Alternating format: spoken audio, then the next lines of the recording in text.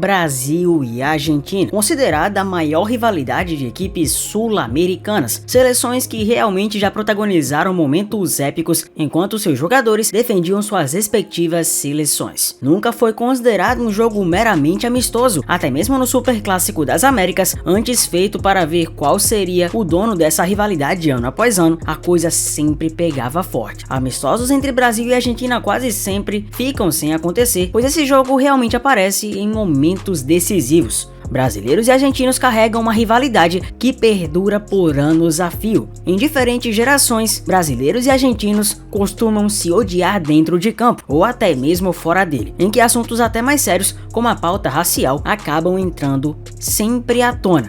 Principalmente pelo fato dos argentinos serem folgados e nem muitas das vezes respeitarem os brasileiros. O mesmo acontece do lado do Brasil, muitos brasileiros também hostilizam os argentinos. E essa briga vai muito além do mero futebol, é uma briga social, cultural, até política, que acaba perdurando por anos a fio. Brasil e Argentina novamente se encontram com uma realidade um pouco diferente para ambas as seleções. Enquanto antes a seleção brasileira doutrinava nos clássicos e a Argentina sempre penava, ficando há muitos e muitos anos sem ganhar uma mísera Copa do Mundo ou meramente um título internacional, o cenário agora mudou. Os argentinos vêm de 2 Copas Américas seguidas e até mesmo uma Copa do Mundo que Messi e companhia venceram ao enfrentar a França e nem chegaram a enfrentar o Brasil na semifinal, já que os brasileiros caíram de forma dramática para a Croácia. É realmente dramático ver que o país do futebol não é mais tão país do futebol assim, e que claro, a seleção tem que correr atrás de um prejuízo que já vem se perpetuando por décadas e décadas. Mas em se tratando de Brasil e Argentina, a camisa pesa para todos os lados, principalmente pro lado da Canarinha, que tem 5 Copas do Mundo e vai em busca da 6ª.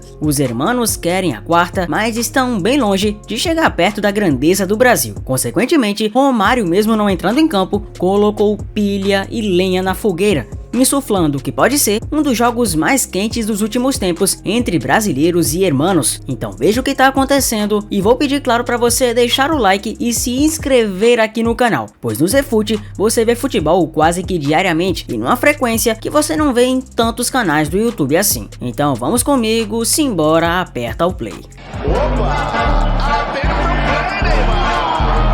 O atacante Rafinha vem se tornando o melhor jogador do mundo ao passar dos jogos. No Barcelona, Rafinha é de um destaque absurdo, tendo aproximadamente 50 participações em gols em 42 jogos na atual temporada. Tanto por seleção brasileira quanto o Barça, Rafinha vem chamado à responsabilidade, e toda aquela carga pesada que havia sido vem caído por terra de uma vez. Rafinha, além de tudo, vem demonstrando personalidade, algo que muitas vezes os brasileiros não conseguem enxergar como uma característica de seleção brasileira e de jogadores de seleção brasileira atualmente. Muitos têm saudade daquela seleção que conseguia se impor perante os adversários e que não tinha medo de absolutamente nada. O tal futebol raiz, como todos gostam de falar. E bem, parece que esse futebol raiz tá voltando, mesmo que seja aos poucos, pois o próprio Rafinha polemizou, esquentando ainda mais o clássico entre Argentina versus Brasil, que acontece nessa terça-feira no Monumental de Núñez, em Buenos Aires, às 9 horas de Brasília. Em entrevista ao ex-jogador Romário, Rafinha falou em dar porrada neles e também disse que irá marcar um gol no clássico. Bem, eu não vou precisar dizer o que ele falou, pois você vai ver na íntegra todo esse trecho. Jogar contra a Argentina, nosso maior rival,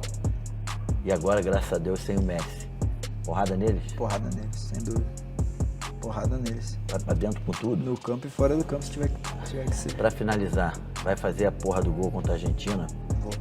Com tudo? Com tudo. Foda-se eles? Foda-se eles. É isso. E bem, sinceramente, uma entrevista com Romário, o gigantesco Romário, e envolvendo o melhor do mundo, é óbvio que repercutiria, ainda mais com essa entonação tão voltada pra briga, né? As declarações já repercutem na imprensa argentina. O Olé tratou a entrevista como uma áspera promessa do atacante brasileiro. Outros veículos como o TYC Sports e até o El Gráfico também reproduziram as falas do jogador para insuflar ainda mais essa rivalidade presente. Essa será a primeira vez que Rafinha volta à Argentina após o clássico de 2021, e naquele clássico ele sofreu cotovelada de Otamendi na boca, tendo que levar 5 pontos na mesma boca.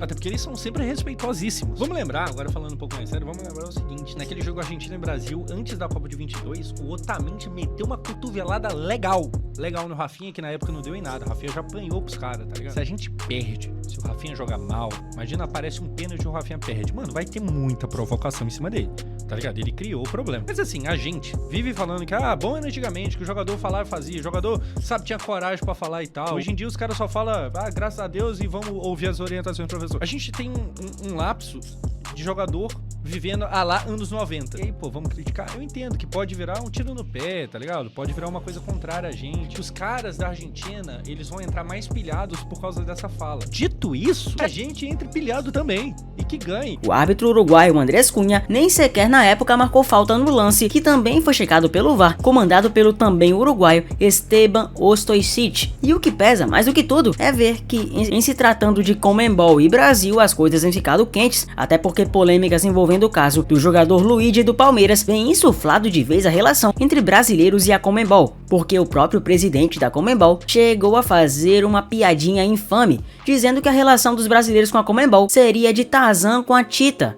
E bem, se você não entendeu a referência, basicamente chamou a gente daquele mesmo nome de animal primata que você conhece, como se tivéssemos de macaquice. Bem, com essa relação já estremecida e com toda essa polêmica no ar, a tendência é que a seleção brasileira sofra para sobreviver na Argentina, ou na verdade vá em cima como Rafinha tá prometendo. O jornal Olé descreveu as palavras de Rafinha como uma promessa e disse que a América do Sul está ansiosa pelo clássico dessa terça. O diário ressaltou que o embate esquentou fora de campo com as declarações do brasileiro e classificou o comentário de Rafinha como infeliz. Já o La Nación escreveu que a disputa entre as seleções começou várias horas antes do jogo e chamou o comentário de Rafinha de mordaz. O Clarín, por sua vez, se referiu a uma ameaça forte de Rafinha e citou o que chamou de ligação especial do jogador com a Argentina. Isso porque, para o jornal, sem a ajuda do técnico Marcelo Bielsa no Leeds United, o atacante não teria chegado à atual posição indiscutível que tem no Barcelona. A declaração do astro do Barça foi uma resposta à pergunta feita por Romário, sempre conhecido por suas polêmicas e por acima de tudo não temer enfrentar os próprios argentinos. Essa polêmica deu o que falar porque gerou muitas opiniões controversas por aí. Para alguns, Rafinha tem que sustentar o que falou e jogar dentro de campo. Para alguns, o Rafinha vai passar vergonha, mas para outros, ele demonstrou coragem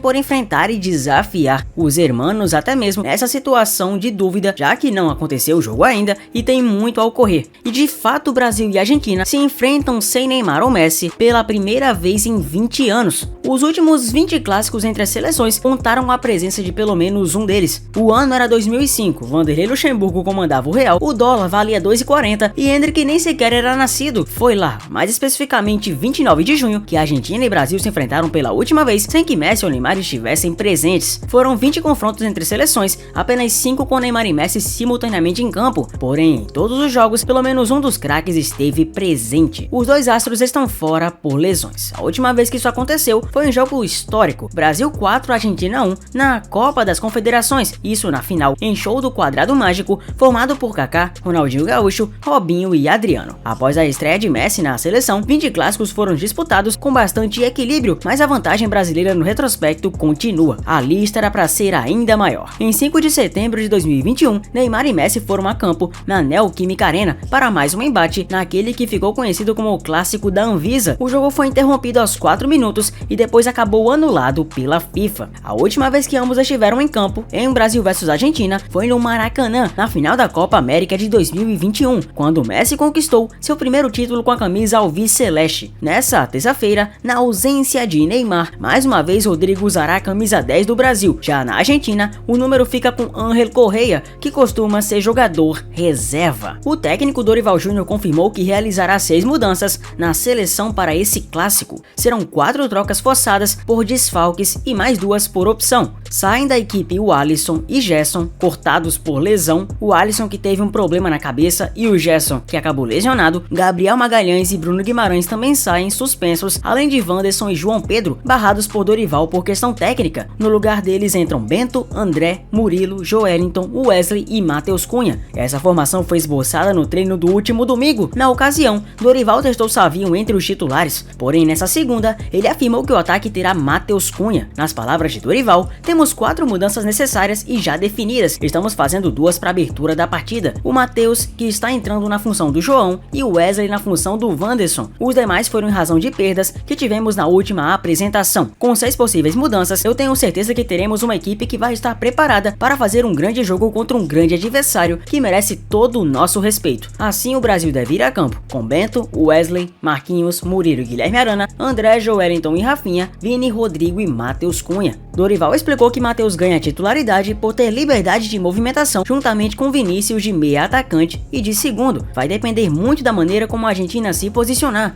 e espera que o Brasil tenha um jogo que flua com um pouco mais de naturalidade. Por fim, o técnico Lionel Scaloni afirmou que a partida não deve ultrapassar os limites esportivos e ganhar uma conotação ainda maior do que já tá. Bem, mas depois da declaração do Rafinha, se torna praticamente impossível achar que o jogo não vai ficar na literalmente sintonia de flor da pele. Se o Brasil vem assim, a Argentina vem com Dibu Martínez, Molina, Romero, Otamendi, Tagliafico, Depou, Paredes, McAllister e Enzo Fernandes, Thiago Almada e Julián Álvares. Uma seleção que no papel é tão forte quanto a seleção brasileira e que pode fazer um belo de um trabalho num jogo que tem potencial para ser muito bom, ao mesmo tempo de tão truncado com várias confusões. Você aposta na Argentina ou no Brasil? Comenta aqui embaixo e conta pra mim. Muito prazer, eu sou o Zefute e eu agradeço por você ter chegado até aqui.